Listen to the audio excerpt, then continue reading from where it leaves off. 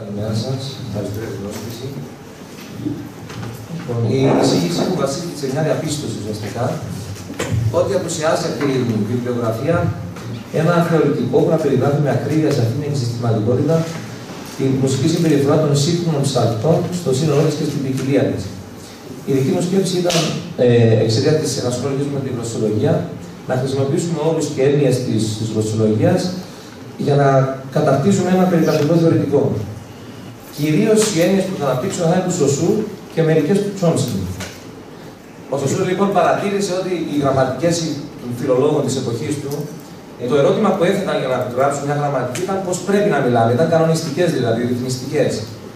Ο ίδιος μετατόπισε το ερώτημα προς μια πιο θετικιστική σκέψη και είπε ότι οι γραμματικές πρέπει να ρωτάνε πώς μιλάμε, να είναι περιγραφικές δηλαδή. Κάτι αντίστοιχο συμβαίνει με τα σύγχρονα θεωρητικά της βυζαντινής μουσικής. Δηλαδή το ερώτημά τους είναι πώς πρέπει να ψάλουμε. Και αυτό είναι το ερώτημα και των μαθητών και των ίδιων των ψαλτών. Πώς πρέπει να πούμε τον βαρύ τον ήχο, πώς πρέπει να πούμε τον τρίτο, πώς πρέπει να. Νομίζω το ερώτημα πρέπει να μετατεθεί και να γίνει πώς ψέλνουν οι σύγχρονοι ψάλτες. Και να καταγράψουμε και τις διάφορες ποικιλίες. Στο ίδιο θέμα.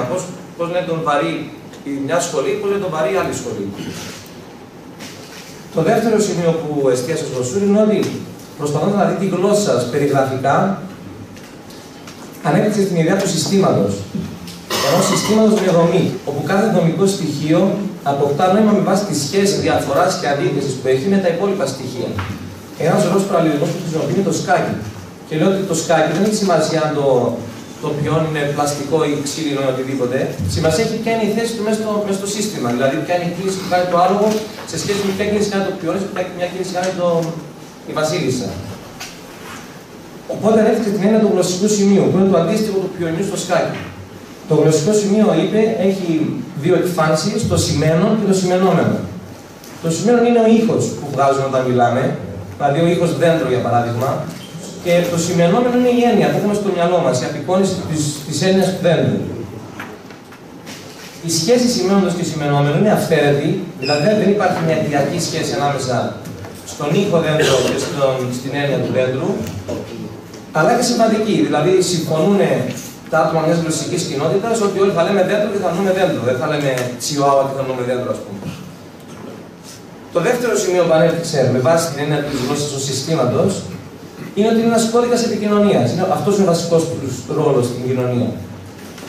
Και διέκρινε δύο βασικές εκφάνσεις στην κοινωνική της λειτουργία. Η μία είναι η παραγωγή και η άλλη η πρόσληψη. Δηλαδή σε ένα συνομιλιακό γεγονός έχουμε την παραγωγή τη γλωσσική, όπου οι έννοιες που έχει στο μυαλό του ομιλητής κωδικοποιούνται σε ήχο, σε ακουστική εικόνα, δηλαδή τα σημενόμενα γίνονται σημαίνοντα, με βάση το γλωσσικό σύστημα και η πρόσληψη, στην οποία αυτός που ακούει αποκωδικοποιεί τα ακουστικές εικόνες μέσα των αυτιών, περνάνε στο μυαλό του, τις αποκωδικοποιεί επειδή ξέρει το γλωσσικό σύστημα που είναι κοινό μεταξύ ομιλητή και συνομιλητή, και έτσι καταλαβαίνει τι εννοεί. Δηλαδή, πήγαινε από το σημαίνον στο σημενόμενο, πάει ανάποδα. Με μια αναπόφευκτη απόκληση πάντα, γιατί υπάρχει υποκειμενικότητα στο σημενόμενο, στο νόημα. Ας το μεταφέρουμε τώρα αυτό στη μουσική. Η μουσικογλωσσολόγια είναι ένας καινούριος κλάδος του 20ου αιώνα και του 21ου κυρίως, που ασχολείται με τη σχέση γλώσσας και μουσικής. Αυτοί λένε ότι η μουσική είναι σύστημα με δομή όπως ακριβώς η γλώσσα. Βασικό του ερώτημα είναι ποιο είναι το μουσικό σημενόμενο. Οι φορμαλιστές λένε ότι το μουσικό σημενόμενο ταυτίζεται με το σημαίνον. Οι αναφοριστές λένε ότι το μουσικό σημενόμενο είναι η συναισθηματική ανταπόκριση που έχει ο ακροατής μιας μουσικής μέσα του όταν την ακούει, τι νιώθει. Για μένα, οι δύο αυτές απόψεις είναι και οι δύο προβληματικές. Η πρώτη γιατί ταυτίζει το σημενόμενο με το εξωσυστημικό σημείο αναφοράς, ενώ οι αναφοριστές υποτιμούν τον ρόλο του δημιουργού, που είναι ο πρώτος παράγωγος της μουσικής ιδέας. Οπότε θεωρώ ότι το μουσικό σημενόμενο είναι η μουσική ιδέα του συνθέτη. Η σχέση τώρα μεταξύ μουσικού σημαίνοντος και μουσικού σημενωμένου είναι κυρίως αιτιακή, εν μέρει αυθαίρετη και συμβατική. Το παράδειγμα που θα σας πω είναι η διασκευή. Έχουμε μια μουσική ιδέα που παράγει διαφορετικά σημαίνοντα, αλλά ταυτόχρονα νιώθεις ότι είναι η ίδια μουσική, η ίδια ιδέα. Και συμβατική γιατί στο ίδιο μουσικό σύστημα υπάρχει μια σύμβαση για το πώς θα εκτελεστεί μια μουσική ιδέα, ένα μουσικό κομμάτι. Τώρα, η μουσική επικοινωνία στη σύγχρονη ψαλτική τέχνη. το προσάρμοσε ειδικά για την ψαλτική τέχνη, αλλά μπορεί να μεταφερθεί και στη δυτική μουσική. Στη μουσική παραγωγή έχουμε το εξής καινούριο σε σχέση με τη γλώσσα. Ότι έχουμε δύο φάσεις. Η πρώτη φάση είναι η φάση της δημιουργίας. Όπου έχουμε ένα μελουργό, έχει μια μουσική ιδέα στο μυαλό του και παράγει το πρώτο μουσικό σημενόμενο που είναι η παρτιτούρα. Και αποτυπώνει τη μουσική του ιδέα με βάση το μουσικό σύστημα στο οποίο ανήκει, το μουσικό του ιδίωμα. Σε άλλο χρόνο τώρα παίρνει ο εκτελεστής την παρτιτούρα, το σημαίνω, κατανοεί το μουσικό σημενόμενο, δηλαδή την ιδέα του συνθέτη, και παράγει ένα δεύτερο μουσικό σημαίνω, που είναι το αποτέλεσμα της ψαλμόδησης, η εκτέλεση δηλαδή. Στον ίδιο χρόνο τώρα γίνεται η μουσική πρόσληψη, όπου είναι ο ακροατής, ο πιστός, ας πούμε, στην εκκλησία, ο οποίος ακούει το μουσικό σημαίνον και ανάλογα με τη γνώση που έχει του μουσικού ιδιώματος, κατανοεί το μουσικό σημενόμενο, τη μουσική ιδέα, η οποία είναι τώρα δευτερογενής, δηλαδή περνάμε από το συνθέτη, μετά πάμε στον εκτελεστή, άρα έχουμε μια απόκληση ήδη, και μετά πάμε στον πιστό που υπάρχει μια τρίτη απόκληση. Το τρίτο σημείο που εστίασε ο Σοσούρ είναι η διάκριση χρονίας και διαχρονίας. Δηλαδή παρατήρησε ότι στις γραμματικές χρησιμοποιούν ξεπερασμένους όρους του παρελθόντος για να περιγράψουν συγχρονικά φαινόμενα.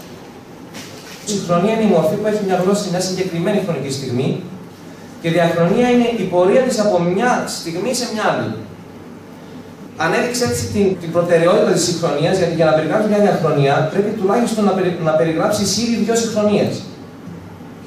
Αυτό πιστεύω ότι συμβαίνει σήμερα και στα θεωρητικά της δηλαδή μουσικής. Ότι υπάρχουν ξεπερασμένοι όροι προηγούμενων εποχών για να περιγράψουν σύγχρονα φαινόμενα. Το οποίο πιστεύω οφείλεται εν μέρει στο ιδεολογικό υπόβαθρο των συγγραφέων. Ο ίδιος ο όρος βυζαντινή μουσική θεωρώ ότι είναι ένα παράδειγμα σύγχυσης συγχρονιών. Οπότε αυτή η διάκριση είναι πολύ σημαντική, όχι μόνο για τη μελέτη της συγχρονίας, αλλά και της διαχρονίας. Γιατί για να μελετήσεις τη σχέση της σύγχρονης ψαλτικής με τη βυζαντινή, προϋποθέτει ότι έκανε μια μελέτη της σύγχρονης πρώτα και μετά της βυζαντινής, των συγχρονιών δηλαδή, να εξάγει συμπεράσματα για τη σχέση τους. Επίσης, είναι πολύ σημαντική αυτή η διάκριση, θεωρώ, γιατί στη μουσική παραγωγή, συγκεκριμένα στη ψαλτική τέχνη, συχνά παρεμβάλλεται μια τρίτη συγχρονία που είναι το εξηγητή. Πάμε τώρα στον Τσόμσκι, ο οποίος έκανε κάποιες διευκρινήσεις των ιδεών του Σοσούρ. Ο Τσόμσκι διαπίστωσε ότι το παιδί κατακτά τη μητρική του γλώσσα σε πολύ σύντομο χρονικό διάστημα, παρά το ότι υπάρχει μια ένδυα των ερεθισμάτων που παίρνει και δεν υπάρχουν στοιχεία που να του λένε ότι αυτό είναι σωστό ή αυτό είναι λάθος. Δηλαδή, ακούει ένα συνεχές, μια ροή λόγου και κατανοεί την γλώσσα, την μαθαίνει, την κατακτά. Από αυτή την παρατήρηση που ονομάζεται το πρόβλημα του Πλάτωνα, έκανε τις εξής διασαφηνίσεις: ότι υπάρχει ο φυσικός ομιλητής μιας γλώσσας, ο οποίος έχει κατακτήσει τη γλώσσα στο πρώτο αυτό στάδιο, και το χαρακτηριστικό που έχει ο φυσικός ομιλητής σε σχέση με τον μη φυσικό ομιλητή είναι η γλωσσική διαίσθηση.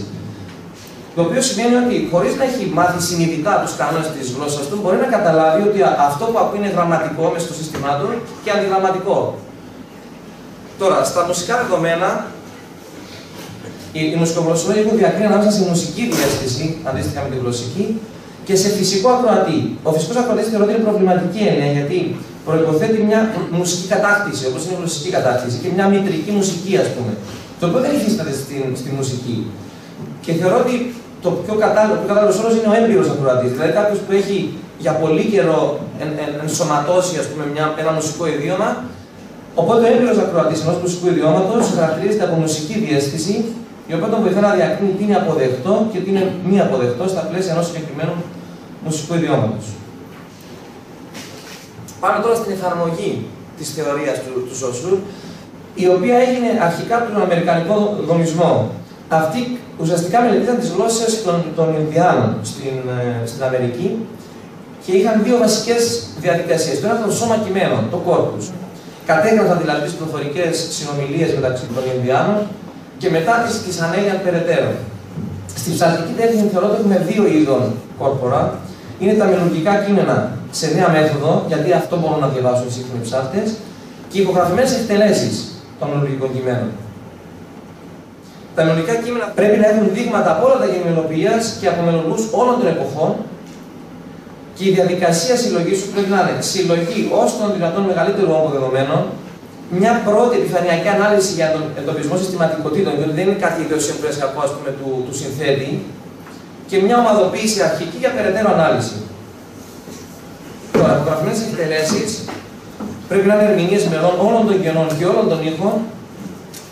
Και τώρα ένα βασικό ερώτημα είναι ποιος ψάχνει στα ψέλνει, ποιο είναι το κριτήριο.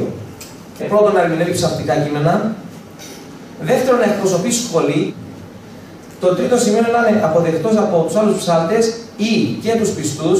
Το ή και το βάζω γιατί υπάρχει μια σχολή, ας το πούμε τώρα, που ο πιο αντιπροσωπευτικός ο Γαϊτάνος, ας πούμε.